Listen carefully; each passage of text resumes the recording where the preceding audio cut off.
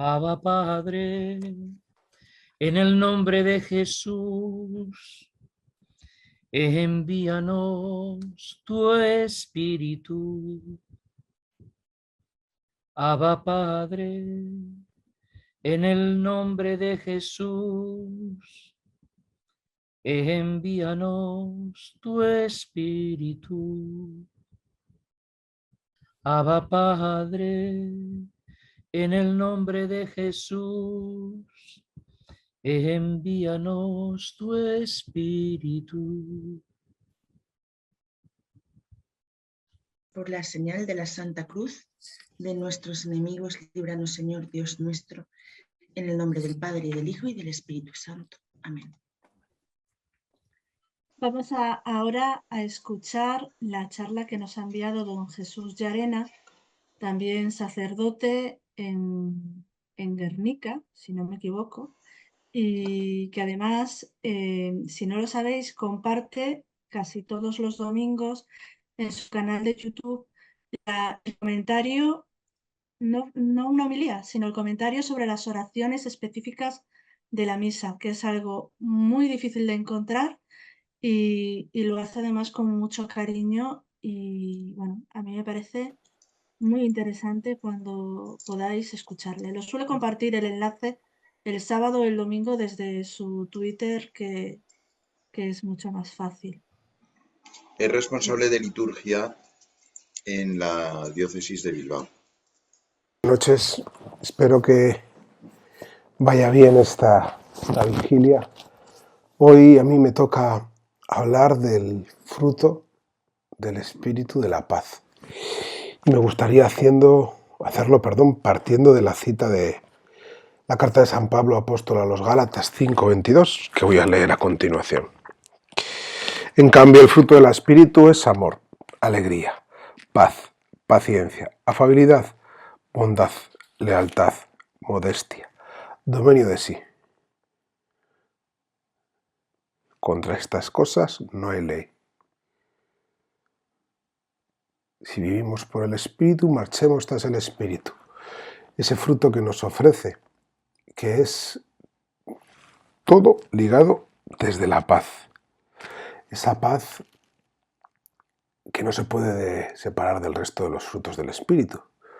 Por tanto, como acabo de leer, en este tiempo en el que la paz está tan alejada de todos de nosotros, para mí, poder hablar de este fruto del Espíritu significa dar otro punto de vista a nuestras vidas. Es decir, sabiendo los conflictos a los que nos podemos enfrentar, ser capaces de vivirlos con ese espíritu de paz.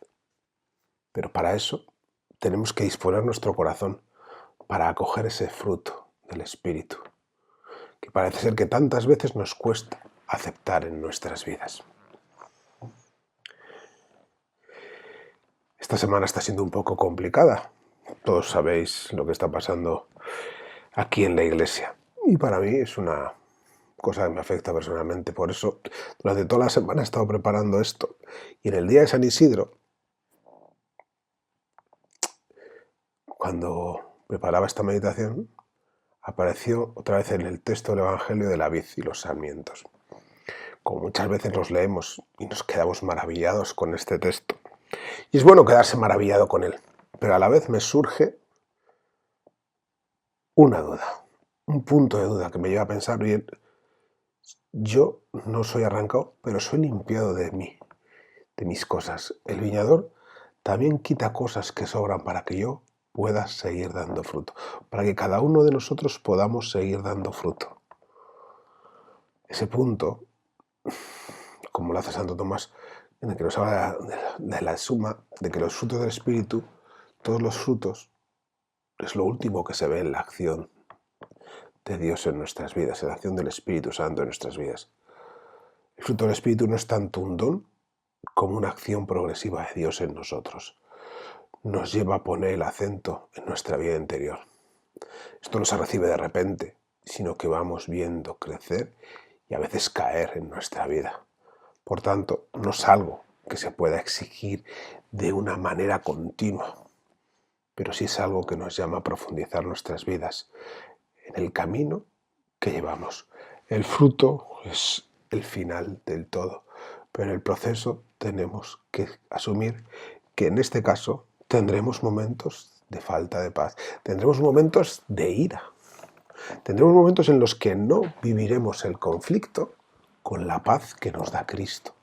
Y es Cristo mismo, por medio del Espíritu, el que nos entrega. Yo ya no voy a estar, pero os envío al Espíritu Paráclito para que esté con vosotros. Por eso nosotros, todos, estamos llamados a acoger los frutos del Espíritu. En este caso, de la paz. Para abrir nuestro corazón. Para vivir de una manera nueva. Proceso de conversión continua que nos libera de todo aquello que nos aleja de Dios. Y a la vez nos afianza más en la vida, que es Cristo. El único que ha habido para alcanzar la paz es, lo único que ha habido para alcanzar la paz es dejarnos alcanzar por Dios. Y esto no quiere decir que no vayamos a tener momentos de conflicto, como os he dicho antes, sino que la paz será la mirada con la que afrontaremos esos momentos de conflicto. Para mí es una cosa fundamental ser conscientes de eso. La paz no es la ausencia de conflicto. La paz es tener la mirada de Cristo. Tener esa mirada de Cristo que nos ayude a vivir de una manera igual a Él. Por tanto, el proceso es único e irrepetible en cada uno de nosotros. Nosotros somos los sarmientos unidos a la vid y cada uno debe ser podado de algunas cosas. Cada uno tiene que intentar dar fruto. Pero siempre, siempre, siempre de la mano de Cristo, siempre sabiendo que la poda es para nuestro crecimiento, no para que caigamos y nos quedemos caídos. Por eso, la paz en nuestras vidas entra de una manera paulatina, poniéndonos siempre a la altura de aquel con el que compartimos vida.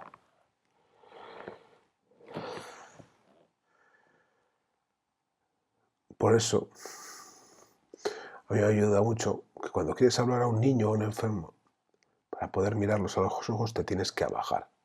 Abajarse es ser capaz de mirar a la cara de a todos aquellos que pueden necesitar de uno, pero para eso hace falta la paz, para afrontar esas situaciones que pueden ser complicadas, porque uno a veces se tiene que abajar para poder vivir y dar ese testimonio. La paz, ese fruto del Espíritu, nace del ser capaz de amar a todos, y eso es un don de Dios. Porque ser capaz de amar hasta los momentos de conflicto es la única manera de tener la paz en el alma, para poder afrontar esos mismos momentos. Por tanto, es el espíritu de amor que viene en ayuda de nuestra debilidad. Nos capacita para amar a nuestros enemigos. Él es quien viene a amar en nosotros, y este amor divino unifica nuestro corazón y nos regala la paz. Por eso podemos pedir, o debemos pedir, mejor dicho, esta gracia en la oración. Pedir al Espíritu Santo que venga y haga en nosotros su morada y transforme nuestro corazón. Y si queremos escuchar su voz, necesitamos cierta soledad, porque es en el silencio, es en la soledad que habla Dios. Los santos han contribuido tanto a hacer crecer la paz en el mundo porque beben de la misma fuente, del amor infinito, ya que la verdadera paz viene de Dios. Por tanto, poco a poco me voy a ir centrando en esta manera en el tema de la paz, porque es que si no me voy a perder. A la hora de hablar de la paz me gustaría evocar una figura un poco contradictoria, bueno, dos figuras un poco contradictorias. El rey David y San Pedro. Estas dos figuras, del Antiguo y del Nuevo Testamento, nos muestran una forma de vivir ese fruto de la paz, que va madurando, el fruto que nos va mostrando el camino a todos y a cada uno de nosotros. Y aunque a veces nos cuesta reconocerlo. Si vemos la vocación de Pedro y la vocación de David, nacen de un encuentro con alguien que los convoca. El profeta que va a Belén y Andrés que llama a Pedro. Les convoca. Han conocido a alguien y quieren que les conozca. Y le llevan a Dios. Y le unge, en el caso de Samuel. Por eso, cuando uno siente la llamada, nace del abandono en manos de Dios. Dios responde como Dios y nos muestra el camino. Por eso, tanto Samuel como Pedro ahí hacen algo bueno. Se dejan llevar por Dios. Por eso, vamos a profundizar un poco en estas dos figuras. La primera de todas es cómo vive David. Esa forma de actuar, esa forma de fiarse de Dios, que le permite afrontar los momentos de dificultad, de extrema dificultad, como en el caso de Goliat, fiándose de Dios, de un Dios que actúa en su día a día, en sus herramientas habituales. David no puede recibir nada extraño. Él es el ungido, él es el llamado desde su día a día a hacer frente a ese problema. No hace falta irse lejos y mostrar grandes cosas o cosas diferentes, sino con aquello con lo que estás a diario. Es con lo que tú vas a poder llevar a cabo esa voluntad de Dios. Por eso el fruto de la paz para afrontar esa extrema dificultad, con lo que uno es, en este caso David, rey porque ya ha sido ungido y nosotros bautizados. Buscar, afrontar la realidad desde nuestro ser, desde el silencio, desde el encuentro con Dios, para en nuestra día a día, en nuestras cosas habituales, buscar aquello que nos muestra Dios. Nada nos puede alejar de Dios. Por eso, ¿cuál es mi onda? ¿Cuáles son las piedras y cómo las aplico yo en mi vida? Esa presencia de Dios para mí en cada uno de nosotros. Pero ¿cuál es el problema? Que David sigue avanzando y David se sigue fiando de Dios. Hasta que llega un momento en el que empieza a pensar en sus propias fuerzas, en tener todo controlado, en tener todo bajo control. Y ahí es cuando pierde la paz. Ahí es cuando quiere hacer el censo. Ahí es cuando en las batallas se encapricha de la mujer de Urías.